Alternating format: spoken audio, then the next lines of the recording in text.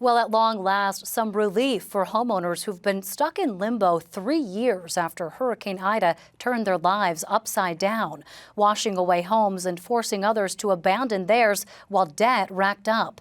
Governor Murphy on Wednesday signed into law a measure that'll put some victims' mortgage payments on hold for a year and give them protections from foreclosure during that same time. As senior correspondent Brenda Flanagan reports, it took a lot of political wrangling to get the final bill over the finish line. They protested, they lobbied, and they testified. Finally, 3 years and 2 months after Ida dumped 8 inches of rain on New Jersey, damaging or destroying thousands of homes, some storm survivors will get the help that they've waited and worked for. A 1-year break from mortgage payments. We asked 4 Ida survivors what that means for them. Michelle Belding beamed. I was shocked. I was happy, though. I was happy, ecstatic. Belding's family rented for 2 years after Ida flooded them out of their home in Milford. Bills piled up. It's the same thing. It was processing. So we spent, over it's like $37,000 out of pocket renting while paying a mortgage, like renting a house, paying a mortgage. So that rent alone was significant. It will give us a breathing room to get our heads together and get back in the game here. Colleen Kane still can't move back home in Lambertville. Ida trashed the building, its plumbing, electrical, and heating systems, and their family's budget. Right now, I'm almost 5 months behind on my mortgage, and this will catch me up and remove the threat of foreclosure and losing my home. It's a huge, huge reaction. They never gave up. And this will give them that opportunity truly to try and get their lives right-sided. Senator Troy Singleton's a sponsor of this Ida Rescue program, which also shields survivors from foreclosures for a year. Governor Murphy vetoed his first bill, even though the legislature had passed it unanimously. Singleton then worked with the front office to address the governor's concerns about possible fraud.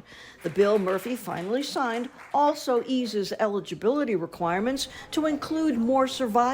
The administration has worked diligently to begin the process of already thinking through what that back office operation needs to look like to move relief faster. So I'm pretty confident that we will not have folks waiting too long for this relief. I think people are surprised that there are still so many people who are displaced or who are in very, very difficult financial situations. Ida survivor Leanna Jones works with New Jersey's Organizing Project, which lobbied hard for this relief program. She's grateful, but notes Ida left so many folks financially underwater. Some did lose their homes. I know it will make a big difference to many. I know it will make a big difference to me.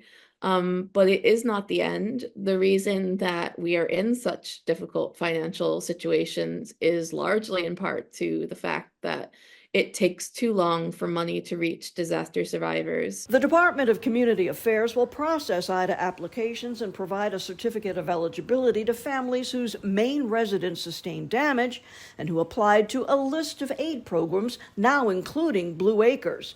That opened up eligibility for Debbie Josephs. At least for the next few months, I can focus on paying down some of my expenses incurred from fixing my house. That there's no way for us to get that money back. But Josephs lives in Manville's Lost Valley, which is so flood prone the state DEP won't pay to elevate the homes here. Her only viable option is taking a Blue Acres buyout. You can't sell it. You can't afford to fix it the way they want you to fix it. You can't afford to elevate it. You're forced to sell it back to the state, only for them to give you, to tell you this is their offer. And you have no choice. She's one of many Ida survivors facing that dilemma in this drawn-out storm recovery. I'm Brenda Flanagan, NJ Spotlight News.